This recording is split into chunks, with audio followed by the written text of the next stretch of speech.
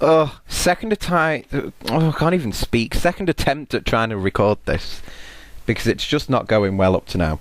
Yeah, so welcome to the second. What are we calling this podcast of the Life with Bev stuff? It has been quite a weird week. First off, I did actually record the first podcast while I was watching Coronation Street on the Friday, but because then it was such a stupidly busy weekend, I actually couldn't get round to uploading it until the Monday. So that's why you are kind of getting like 2 in 1 week. But hopefully it'll be like weekly every Friday, or something along those lines anyway. But like, I don't know, like recently I've just been really busy, and then the next couple of weeks are just like, my diary is just, it confuses me. And my poor feet suffer. But that's what happens when you're a good entertainer and you're in demand. So there you go. So, of course, the other thing from last time as well that kind of didn't happen because there was not many people who watched. But please still send in your questions because I will do my best to try and answer them as soon as possible. I did actually kind of get a little question in about the video that went up during the week, which was the workout video, the Bevney and workout video, and it was from my friend Nolan, who lives over in South Africa, and he said, how many bottles before this, like, I presume meaning alcohol, and actually we were stone cold sober when we did that. That's the worrying thing. Like, me and Ian actually haven't done any of them videos while we've been under the influence of anything. Like, we have been really, really good. And so yeah,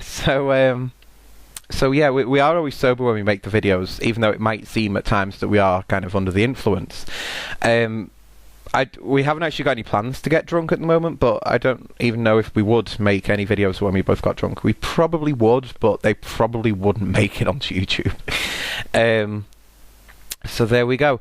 So, of course, speaking of the Bev and Ian videos, the next one out is going to be on Wednesday, and that is my favourite one, and that is going to be the awards show. Now, the thing is, with the video that went up last Wednesday, the workout video, that was really, really good fun to do, I've got to say. We both enjoyed doing it, and it was a complete workout for the two of us, because, I mean, we edited a lot of it out, the stuff that we were actually doing.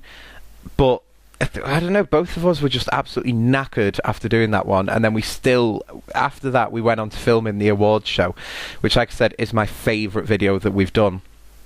And that is out on Wednesday. And it's also been really, really good this week because we got kind of loads of really good feedback on the workout video. Like, people have kind of enjoyed it, which has been a little bit on the strange side. It's not something that I was expecting, but I'm just glad that people enjoyed it. So thank you to those who did watch it, and thank you to those who enjoyed it, and blah blah blah blah blah. So yeah, there we go. I mean, one of the other things that has been confusing me over the past couple of weeks has been to do with the view counts on YouTube and the way that they're doing AdSense now.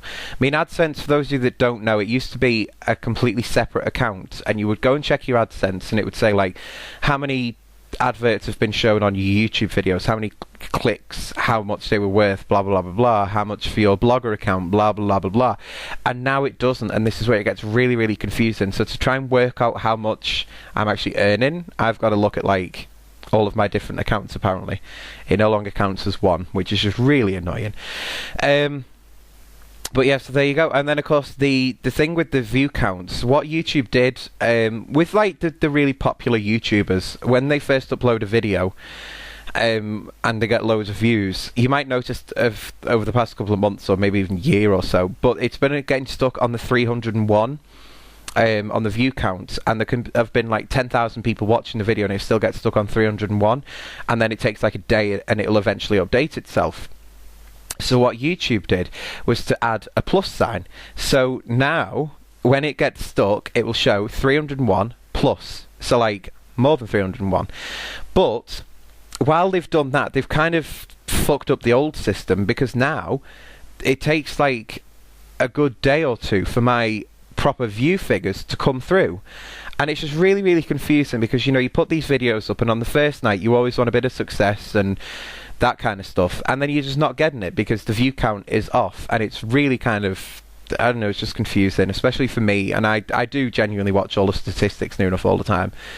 And yeah, I mean, we have like all the statistics and everything, and I try and work on better content to get the viewing figures up, but I don't know, with my YouTube, it just seems like these completely random videos at any point will just get loads of different views, and it's like, well, you know, what the hell's going on with that?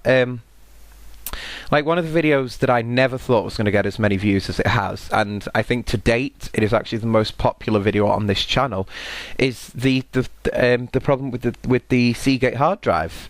Like, that is the most successful one. Can I just tell you a little bit about that video? I had a tooth missing, and it was a genuine technical problem. I put that up, and I took the hard drive into the shop, and that was until a Saturday, and then I had to take it out the shop because I needed it for a gig, and then, yeah, I never put it back in the shop, but I remember checking it on the Monday, and on the Monday it had like 50 views or something like that. You know, it wasn't great. I hadn't heard anything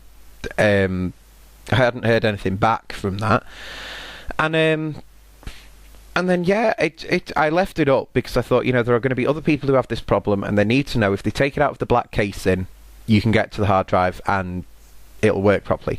But, you know, it's like, I think that video went up in 2009, so we're like, what, 5 years on now, and it's like, what was it?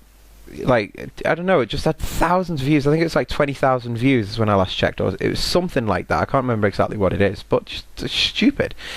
But yeah, there you go. So of course, the other thing that we normally do in these vlogs, or what are they called, podcasts, I can never get used to calling it a podcast because I've never actually I've never done a proper one. But yeah, so we normally talk a little bit about news, and of course in the news at the moment, or kind of like the breaking news over here, should I say, is that America is now saying that they have found chemical weapons in Syria. Does this ring as deja vu for anyone? I mean, like, genuinely ring as, yeah. For some of you who might remember history, you might remember that when we went into Iraq or Iran, wherever the fuck it was, we were told over here in the UK by Tony Blair, over in America by George W. Bush, that they had found these weapons of mass destruction, that they'd found chemical weapons, this sort of stuff. The United Nations basically searched all over the place. They couldn't find anything. And they openly said, we have not found anything. We do not advise that you go in. But yet still, we went in. So now that there's this information that's come out that's saying we've found these chemicals, and I'm just like, have you actually found any chemicals, or is this just kind of your way of saying we're going into the country and we're going to cause shit? You know, I mean, okay, yes, Syria needs sorting. Yes, Syria has been left for too long with no intervention, that it needed intervention before. I don't get why it's getting all this attention now, but it needs to stop, and on both sides. Like, I mean, this is like taking the piss now. There's something in the news earlier on in the week, I don't know how many of you guys saw this, but the news story was saying about this rebel soldier who'd killed a government soldier, and he had basically like gutted this soldier's body, taken his heart and I think it was his liver out or something like that, and the video ends when he goes to take a bite out of the heart of the soldier, as if to say, like, you know, this is what we need to be doing. Well, first off, bull fucking shit. I mean, you know, the soldier is only doing his job, you know. There is nothing out there to say that that soldier supports the government or the regime, whatever you want to fucking call it. There's nothing to say that he supports it. He does not deserve that treatment, and that's completely disrespectful, and I think that that is kind of shameful on the rebel side. Like, I did lose a bit of support for them, really. But I don't know. When I see this news saying that there is chemical weapons in Syria and that sort of thing, I'm just like, right, okay, that basically translates as America is going to get ready to go in and tear the country to bits. And that isn't what is needed. You know, there is different strategies. There is basically different stuff needed for that country. But I don't think they'll get what I want them to have, which of course is world peace. And yeah, so that's just going to be kind of good fun.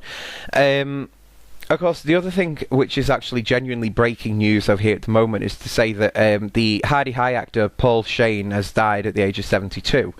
Now, I know that some people in America are going to be like, what the hell is Hi-de-Hi?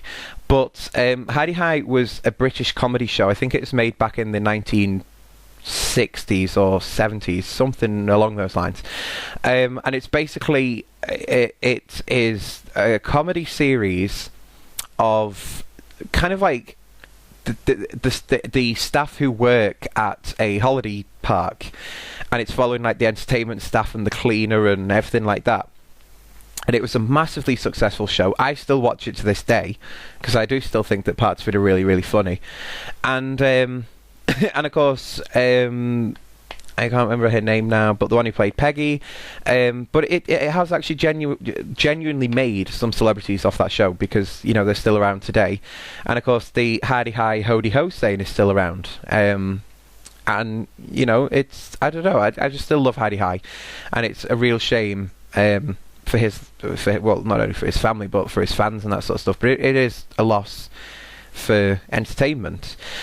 For those of you who sat there wondering who the hell is Paul Shane, even though you've watched Hi-de-Hi, he was the one who played the main entertainer. Remember the round one? Yeah, him. And he's the one who's died today, age 72. I'm not too sure exactly what he's died of at the moment.